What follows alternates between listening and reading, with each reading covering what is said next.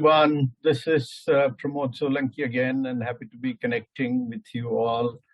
Well, those of you who've been watching leadership series, and of course also others, I just want to inform you that we have done 5 sessions of the series, and the 6th one will be announced soon. I think it goes without saying that these sessions have been very engaging and insightful. But there's another aspect to these sessions that I wanted to share with you all in this short clip. You know, we've been learning about leadership, people like us in our kind of professions from our school days, college days, university, and through the career.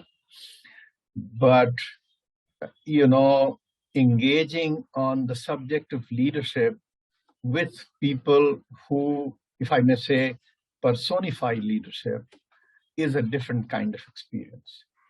You get to see up close and personal what really went into the making of the leader. And that I think is extremely important, you know, for people who are on their own journeys of leadership. And one of those weekends when I happened to watch, you know, some of these conversations, I realized that in the flow of those conversations, you actually, most of the times, don't emphasize enough the factors that really distinguish these people as leaders of distinction. I mean, what is it about the mindset, the trait, the way they went about their life? What is it that led them to such levels of distinction in their respective domains? And that's when I realized that it'll be worthwhile to share these short nuggets, if I may say, of my reflection from these conversations. And that is what I am here for.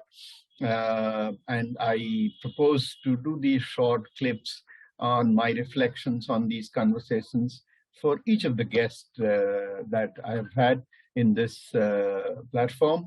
And as you know, the very first person who came and shared his leadership journey on this platform was Professor Pradeep Khandwala. And therefore, today I'll be sharing my reflections from the conversation that I had with him, and subsequently, in the same order, reflections about other conversations will follow.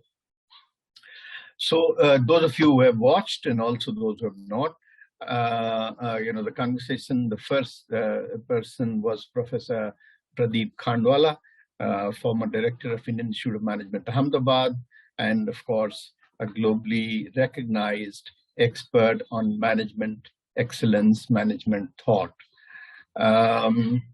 So if you look at what he has shared and the way he went about his life and career, there are 2 things that clearly stand out for me. One is a genuine curiosity about anything that he's working on, and such a intense curiosity that he will not stop until he has got to the bottom of the matter. And the second is, you know, a very strong courage of conviction that if I believe something to be right and I have done my homework, I am going to stand by it. So these 2 you will notice at every turn of his career. And what I'm going to do in this series is just share some of those instances that he has shared to just drive home the point that I'm trying to make. Take a look at his early career, a chartered accountant who is doing his articleship in one of those usual chartered accountancy firms, tallying the books of accounts. And, you know, in that process, he realizes that I want to know, I mean, and he feels that I should know how these figures have come rather than just tally the books and go home. So he wants to go and talk to those managers who were part of that decision making and learns from them how did a particular decision resulted in the kind of figure that I'm seeing in these books. And as he learned about it, it further aroused his curiosity, and he said, well, this is it. I am not going to remain only a chartered accountant. I will become a management accountant, study the whole process of managerial decision making, and the whole process of management, so that I can understand in totality, and actually I can consult and guide others on how to do it well.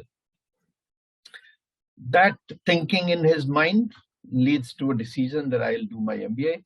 And a bright student as he was, he gets admission in none other than the famous Wharton School of Business. And he lands up there to do his MBA. There again, just to get an eclectic view of what management education is, he chooses courses from a variety of areas, not just the financial aspect of the management. The course begins, and as he is going through the course, studying management theory, organizational theory, in what environment businesses function and how, etc., he begins to think that these universal principles that are being propounded by different people in their own ways are actually not practical. Organizations have to function in a context, and if the context is different, they are functioning, etc., will have to be different.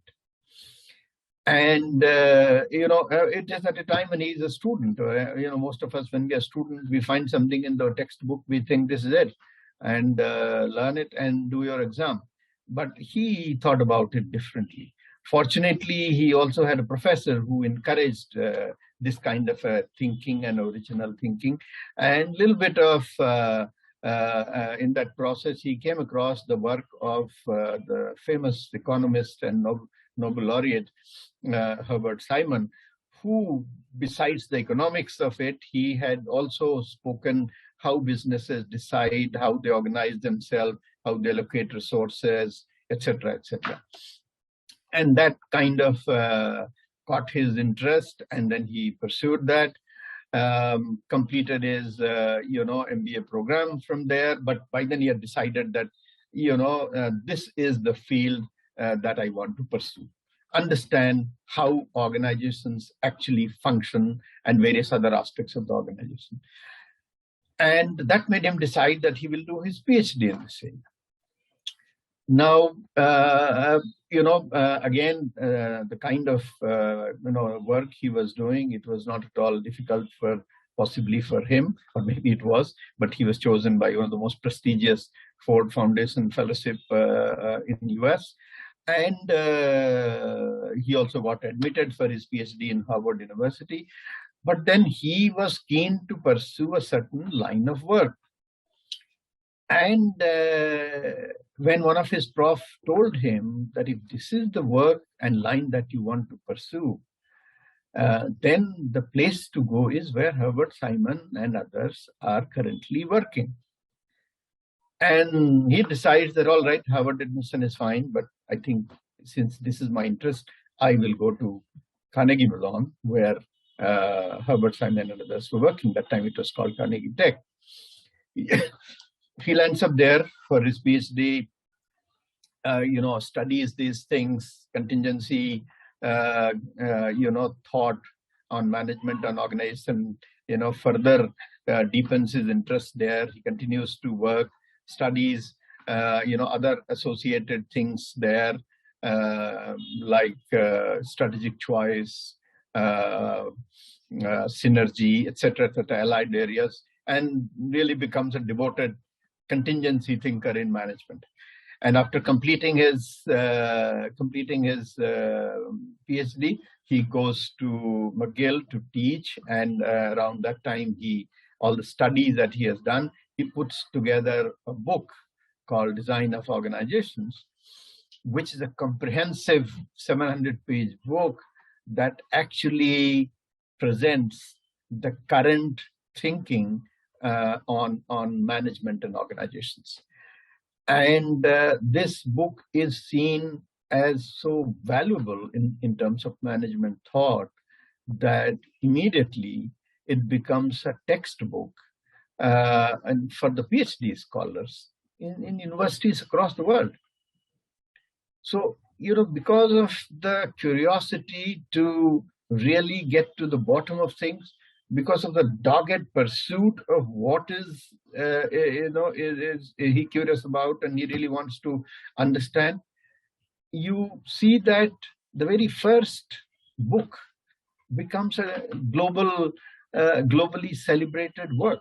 I mean, people take some decades to get recognized as professionals of some standing in their discipline. Here is a person completing his PhD, beginning his career, but his work gets recognized globally as one of the outstanding ones. So, this curiosity, pursuit of what is important to you, standing up for what is important for you,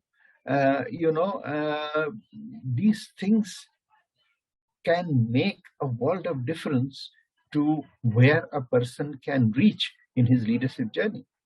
And just to give you one more example of the genuine curiosity, when someone asks him, how do you manage to read in so many areas and write in so many areas so authoritatively? Where do you get this energy and time to read so much, learn so much? And his response was interesting, that if you are really curious, you will have enough energy. It's like a detective who wants to crack a case.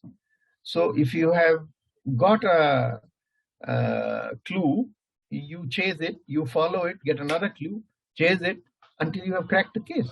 So if that's how he looked at the work that he was doing. And therefore, and there are many other instances cited regarding intelligence and creativity and so many others throughout the journey.